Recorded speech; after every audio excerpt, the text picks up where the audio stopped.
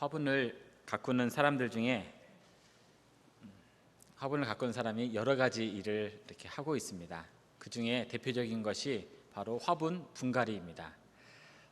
기존의 화분에 심어져 있는 식물이 잘 자라도록 큰 화분으로 옮겨주는 것을 우리 분갈이로 설명하고 있습니다.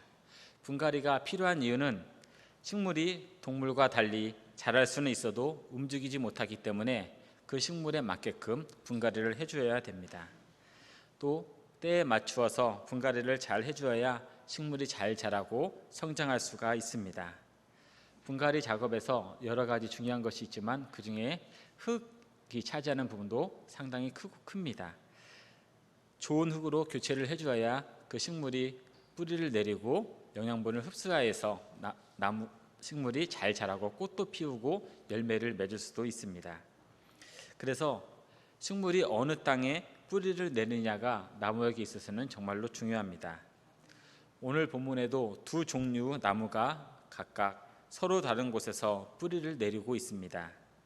그에 따라서 결과가 어떻게 달라지는가를 말씀을 통해서 살펴보고자 합니다. 오늘 본문의 내용은 예레미야가 하나님의 말씀을 유다 백성에게 전해주고 있는 내용입니다. 당시 국제 정세는 아수르가 점점 힘을 잃어가고 바벨론이 신흥 국가로 대두되고 있는 그러한 국제 정세의 시기입니다.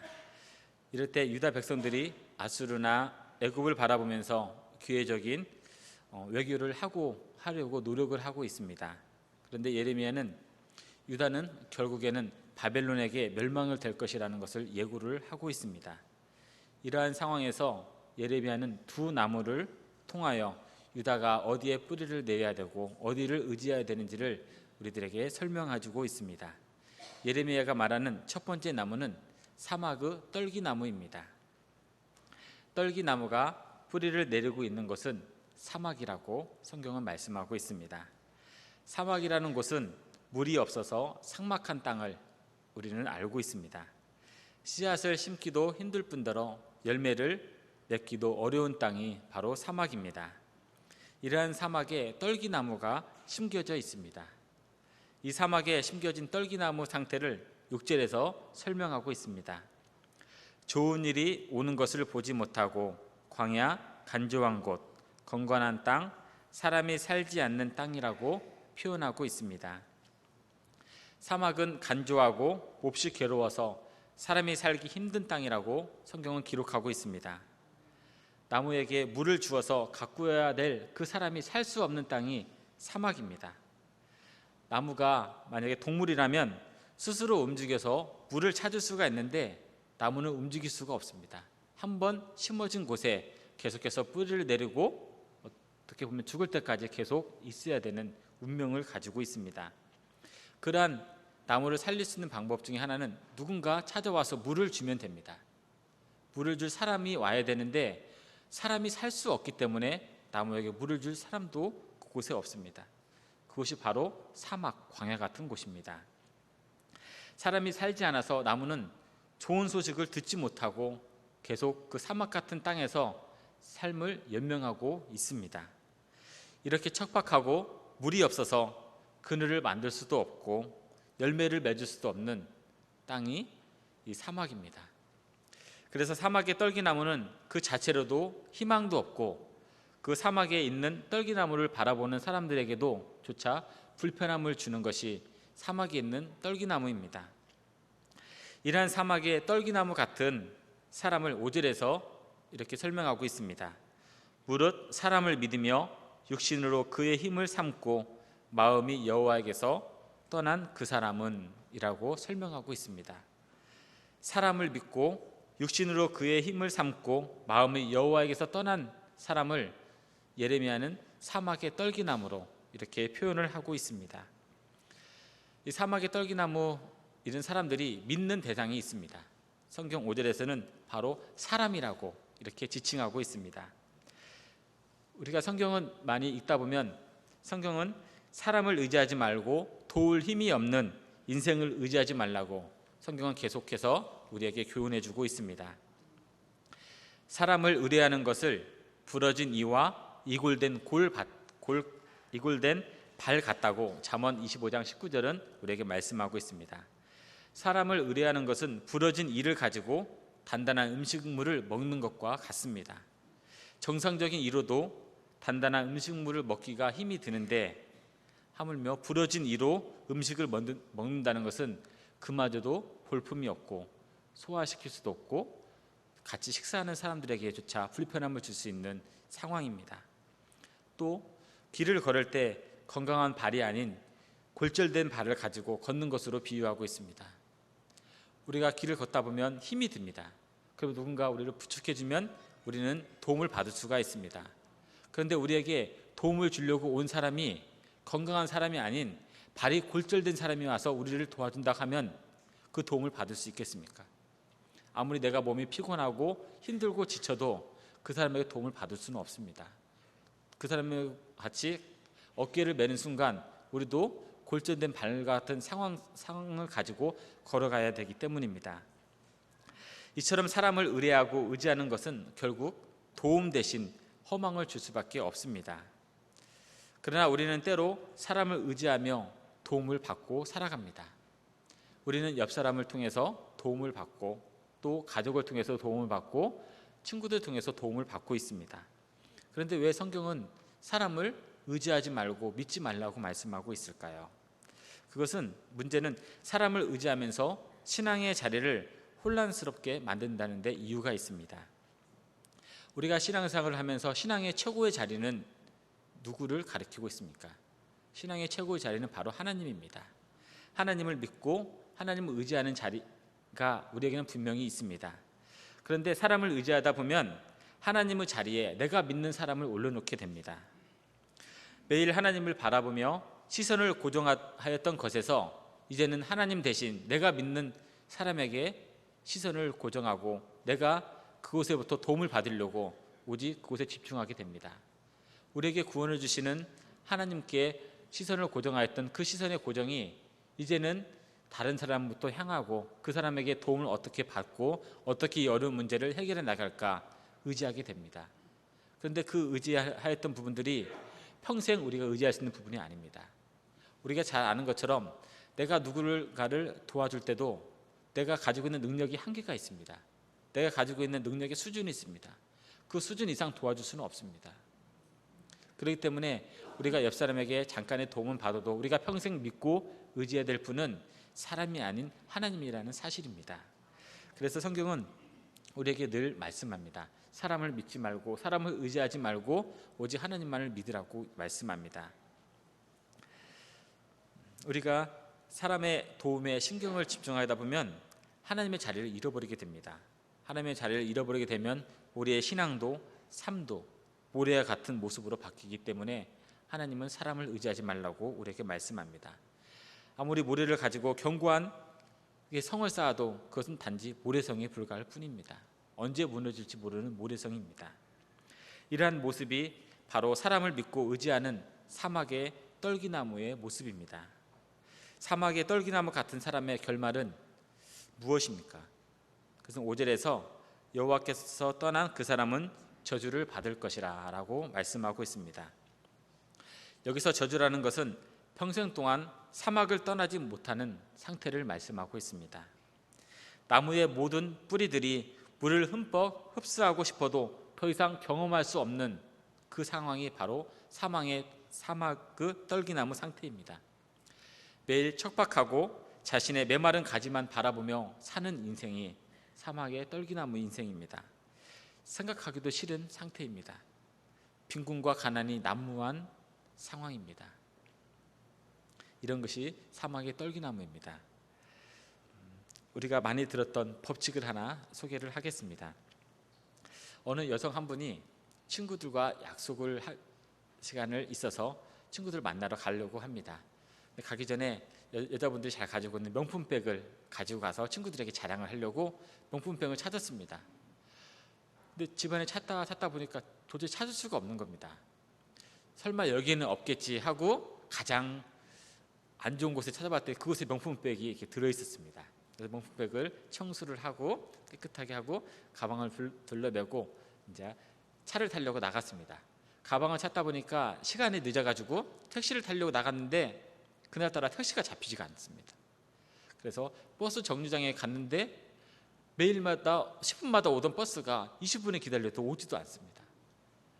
기다렸는데 약속 시간은 늦고 식은땀은 나는데 또 몸이 가렵습니다. 가려운데 손으로 긁을 수 없는 자리가 더 막 가려움이 있어서 어떻게 할 수 없는 그런 상황이 자꾸 반복이 됩니다. 그래서 결국 약속 시간에 늦었지만 친구들이 있는 곳에 갔습니다. 갔었던 이유는 이 여성이 늦더라도 자기가 가지고 있던 명품백을 자랑하고 싶어서 이렇게 가지고 갔습니다. 이것은 우리 아들이 사준 100만 원짜리 명품백이라는 것을 친구들에게 자랑을 하고 싶어서 딱 갔는데 그 자리에 가서 그 여성은 한마디도 못했습니다. 다른 친구가 1000만 원짜리 가방을 가지고 먼저 자랑을 하고 있었습니다. 자기가 갔던 약속 장소도 안 되고 모든 것들이 이렇게 잘 안 되고 뒤죽박죽으로 이렇게 일이 돌아가게 됩니다. 심지어 집에 차에 버스에 내려서 집에 가는 시간에 소나기까지 내려서 옷이 흠뻑 젖게 됩니다. 이렇게 자꾸 힘든 일이 겹치는 것을 우리들은 그냥 머피의 법칙이라고 이렇게 얘기를 합니다. 이 머피의 법칙을 본문에 비추어서 보면 사막에 있어서 사막의 떨기나무와 같은 상황입니다. 뿌리가 사막에 있는 모래에 내려져 있기 때문에 어떠한 일을 해도 잘 풀리지 않습니다. 어떻게 내가 땅에 있는 영양분을 흡수하고 싶어도 영양분이 없습니다. 물을 먹고 싶어도 물을 흡수할 수 없는 그런 상황입니다. 내가 어떻게 하고 싶어도 잘 되지 아니하는 그런 상황이 사막의 떨기나무와 같은 모습입니다. 사막의 떨기나무는 뿌리를 깊게 뻗어보아도 항상 모래만 만져지는 그러한 인생입니다. 믿는 사람에게 누군가 도움을 받으려고 기다려도 도움 대신 허무함을 느끼는 그런 생활입니다. 설령 누군가 물을 주어도 사막이라 나무가 흡수할 시간도 없이 다른 곳으로 빠져나가는 그런 상황입니다. 이곳이 바로 희망이 없는 사막의 떨기나무와 같은 상황입니다.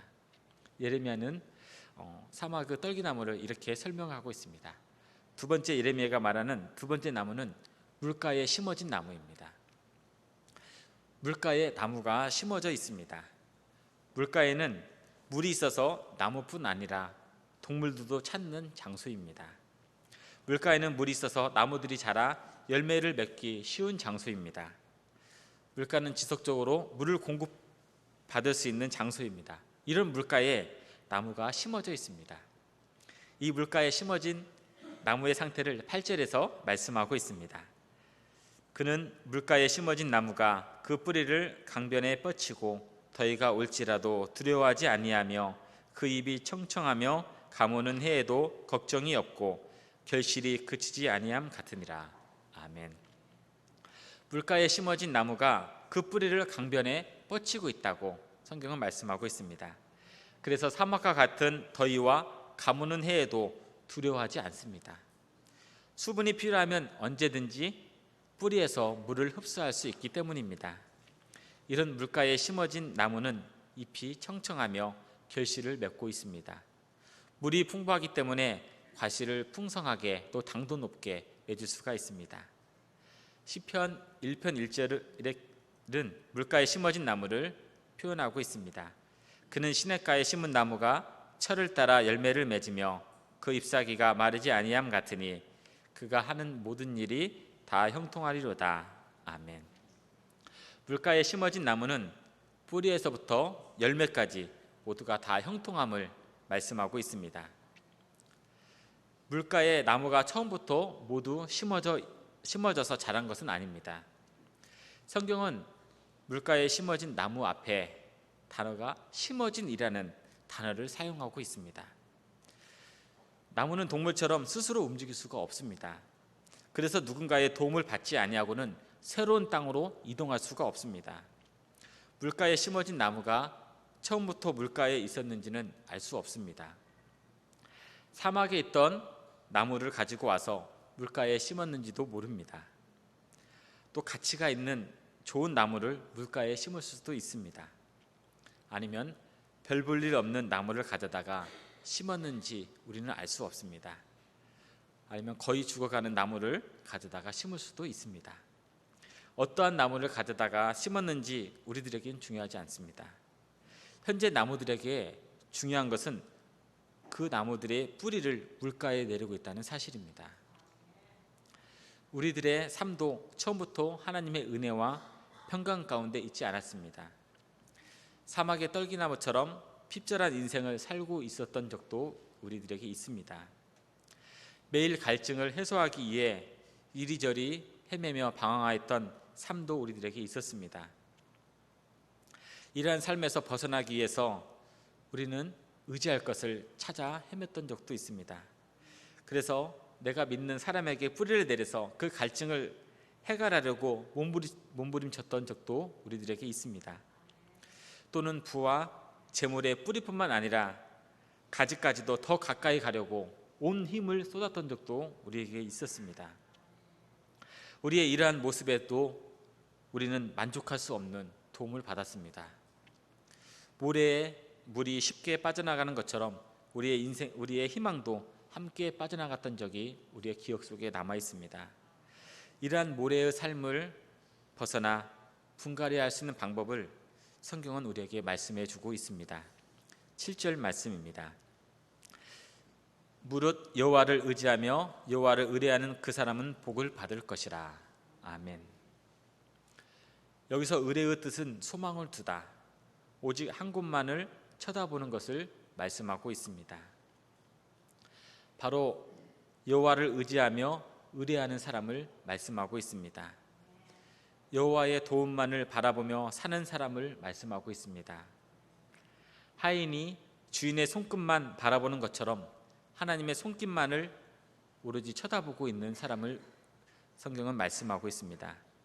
하나님께 우리가 가지고 있던 소원이나 부르짖음을 가지고 오직 하나님 앞에 응답만을 기다리고 있는 사람이 하나님을 의지하는 사람입니다.